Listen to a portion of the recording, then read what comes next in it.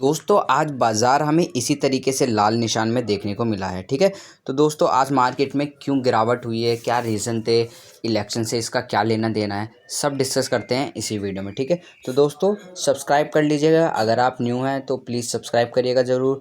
आप देख के ऐसे चले जाते हैं कोई बात नहीं, बस सब्सक्राइब कर लीजिएगा, मोटिवेशन हमें भी मिलेगी। धन्यवाद। तो आइए स्टार्ट करते हैं।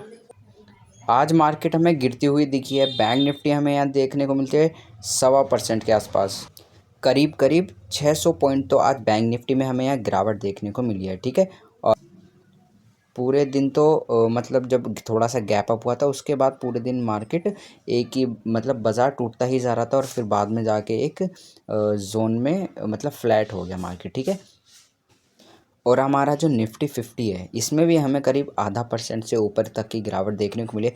140 पॉइंट यहाँ हमें गिरते हुए देखने को मिले हैं निफ्टी 50 में।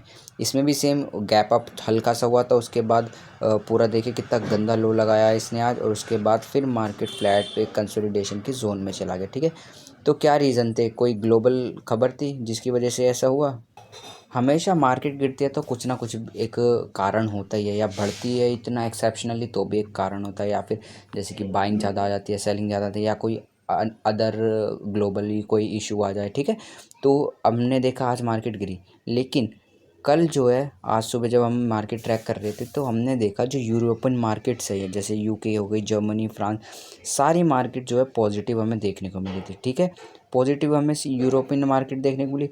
और जो मेन मार्केट जिसकी दुनिया भर में मतलब ये मार्केट अगर रेड रहती है या ये ग्रीन रहती है तो दुनिया भर में उसी की तरह चला जाता है मोस्ट ऑफ द टाइम्स। ठीक है, तो यहाँ पे हमें देखने को मिला जो नेस्डैक है, नेस्डैक ये भी कम से कम 1% से ऊपर, S&P 500 1% से ऊपर, डाउ 0.5% से ऊपर है। ठीक है, तो मतलब कि अमेरिकी बाज़ार की तरफ से भी कोई वो नहीं, एक अच्छे पॉजिटिव साइन थे। ठीक है, तो आज निकाई ये जैपनीज़ मार्केट जो कि हमारे मार्केट को काफ़ी रिजेंबल करता है, इसके जैसा मार्केट हमारा मूव करता है। अगर ये पॉजिटिव होता है तो हमारा मार्केट पॉजिटिव होता है, ऐसा मोस्ट ऑफ द टाइम यही देखा जाता है। ठीक है, तो इस बार क्या हुआ, इस बार देखिए हमने देखा पूरा ग्लोबल मार्केट जो है यहाँ पे पॉजिटिव था, और आज जो हमारा इंडियन मार्केट है वो हमें रेड देखने को मिला। तो क्या कंडीशन थी, रेड दिखा हमें जो इंडियन मार्केट है, उसके जो 5 रीज़न्स हैं उसके बारे में बात करने वाले हैं। जो हमने आर्टिकल ढूंढे हमने, तो वो आर्टिकल आपको पढ़वाएंगे कि क्या क्या रीज़न्स हैं जिनकी वजह से आज मार्केट टंबल हुआ इतनी बुरी तरीके से, और जबकि ग्लोबल मार्केट का सपोर्ट था उसके बाद भी मार्केट आज नीचे गया। ठीक है, तो चलिए स्टार्ट करते हैं, बस आप सब्सक्राइब कर लीजिए इतने, फिर चलते हैं। ठीक है, तो हमें आज जो बाज़ार है नेगेटिव देखने को मिला है 3 कॉन्जिक्यूटिव ट्रेडिंग सेशंस में। अब ये मत सोचना कि कल मंडे था आज ट्यूसडे, 2 ही तो दिन हुए हैं। फ्राइडे को भी मार्केट गिरा था। ठीक है, फ्राइडे को गिरा था, आज मंडे को मतलब कल मंडे को, आज ट्यूसडे को। ठीक है, तो 3 दिन से लगातार यहाँ पे मार्केट हमें बियर्स के कंट्रोल में देखने को मिल रहा है। ठीक है, यहाँ देखिए जो फॉरेन पोर्टफोलियो इन्वेस्टर यानी कि एफपीआई जो हैं वो दबा के सेलिंग कर रहे हैं। ठीक है, उन्हें कुछ लोकसभा के आउटकम का जो कि 4 जून को उसका कोई डर वर होगा जिसकी वजह से वो दबा के एफपीआई लोग सेलिंग कर रहे हैं। ठीक है, और यहाँ पे देखिए एक नहीं, दो दो रीज़न्स हैं। लो वोटर टर्नआउट, ये एक हवा बना रखा है इसकी वजह से कि इसकी वजह से मार्केट इतना क्रैश कर रहा है, लेकिन ऐसा कुछ है नहीं, ये सिर्फ अफवाह है। लो वोटर टर्नआउट से कोई इतना कुछ है नहीं, क्योंकि आज थर्ड फेज़ था इलेक्शन का। ठीक है, और यहाँ पे देखिए विक्स जो है ना हाई हो गया, इतना हाई हो गया। अभी फ्राइडे को ये 10 पे था, अब मंडे को ये आ गया था 14-15 पे, और आज ये 17 पे आ गया। ठीक है, तो विक्स बहुत ज़्यादा बढ़ रहा है। तो इंडिया विक्स ने तो मतलब तहलका ही मचा रखा है, 17 पे पहुंच गया, आज 2% और बढ़ा है। मतलब मार्केट में हाई लेवल की वॉलेटिलिटी हो गई है।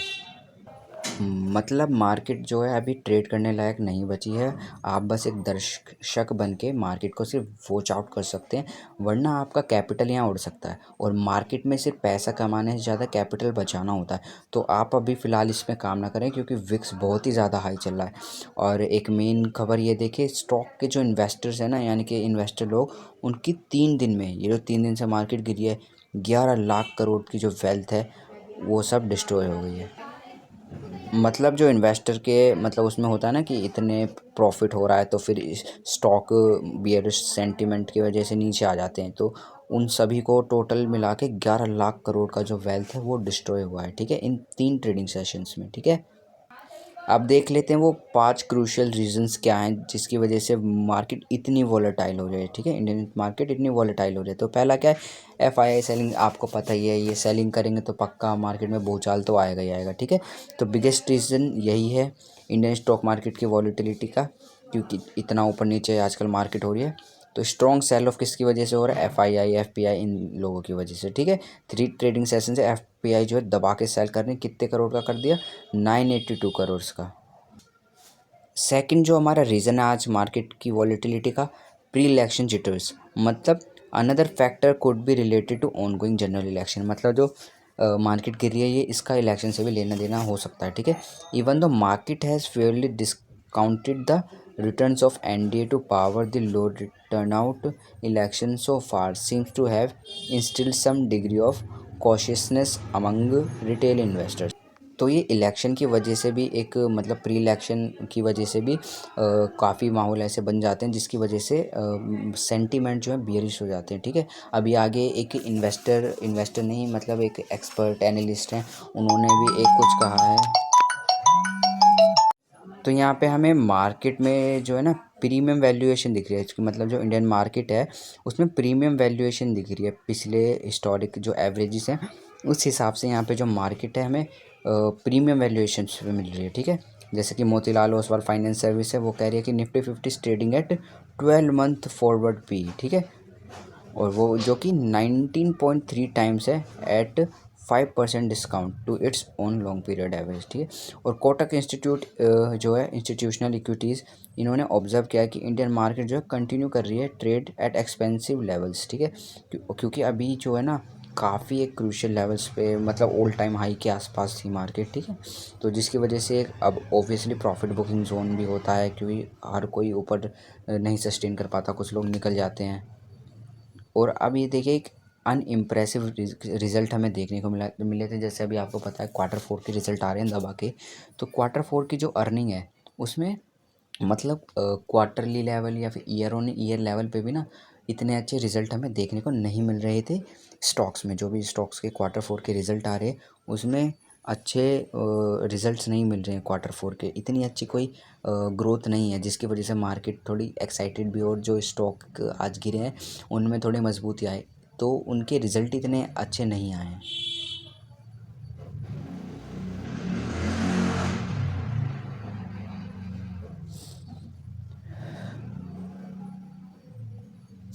तो यहाँ देखिए एक आर्टिकल मैं ढूंढ के लाया हूँ, यहाँ पे लिखा है कि Goyal expects the market to correct more in May. मई चल रहा है, मई की स्टार्टिंग में 3 ट्रेडिंग सेशन से मार्केट दबा के गिरा है, with Nifty possibly coming to 21,200। आज चल रहा है 22,300 के ऊपर लेवल। और ये जो हैं गोयल साहब, इन्होंने क्या कहा है कि जो है मई में मार्केट 21,200, अगर ऐसे ही सेल ऑफ आता रहा तो ये लेवल क्या, फिर तो 20,000 भी आ ही जाएगा, ठीक है। और स्मॉल कैप दबा के गिर रहे हैं, मिड कैप दबा के गिर रहे हैं, तो taking the brunt of sell pressure, ठीक है। तो इस सेलिंग प्रेशर में स्मॉल कैप और मिड कैप दोनों सफ़र करें। मेरी देखी जाए तो मिड कैप भी सफ़र ही कर रहे हैं। आज जो रिलायंस है, रिलायंस 1% के ऊपर गिरा है, और HDFC बैंक भी गिरा है। वो तो लास्ट में जो फ्लैट हुआ था ना मार्केट, वो मुझे लगता है आज IT सेक्टर थोड़ा ग्रीनिश था, तो उसकी वजह से थोड़ा सा बच भी गया था, ठीक है।